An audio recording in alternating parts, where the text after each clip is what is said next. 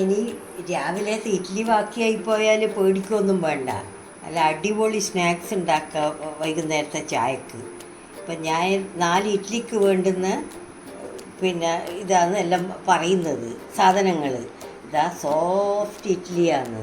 ഇഡ്ഡലി ഇങ്ങനെ നീളത്തിൽ മുറിക്കുക ഇതുപോലെ.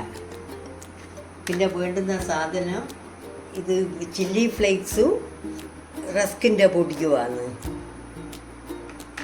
ഇത് മുട്ടയും കുറച്ച് ഗരം മസാലയും മഞ്ഞൾ പൊടിയും മുളക് പൊടിയും.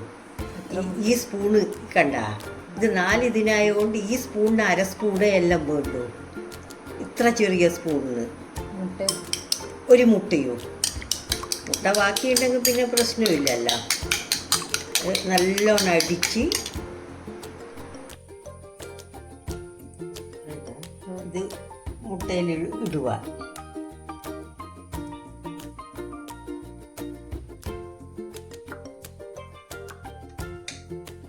മുട്ടയിലിട്ടിട്ട്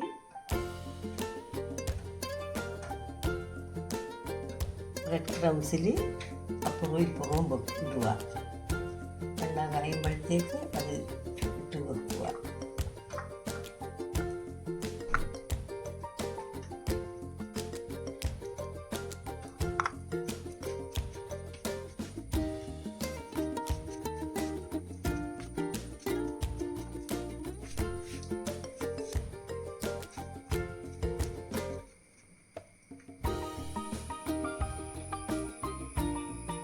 ഇനി എണ്ണ കാഞ്ഞ് 1 by 1 ആയിട്ട് ഇടുക.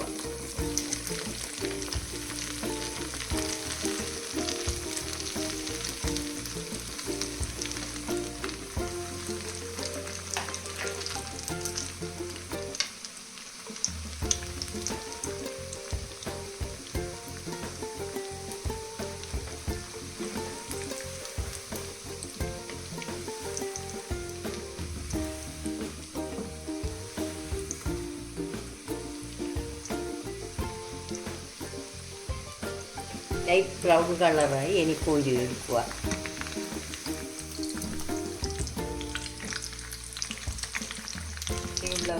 ഇതാണ് സ്റ്റിക്ക് ഓട്ടക്കൈയിലാണ്.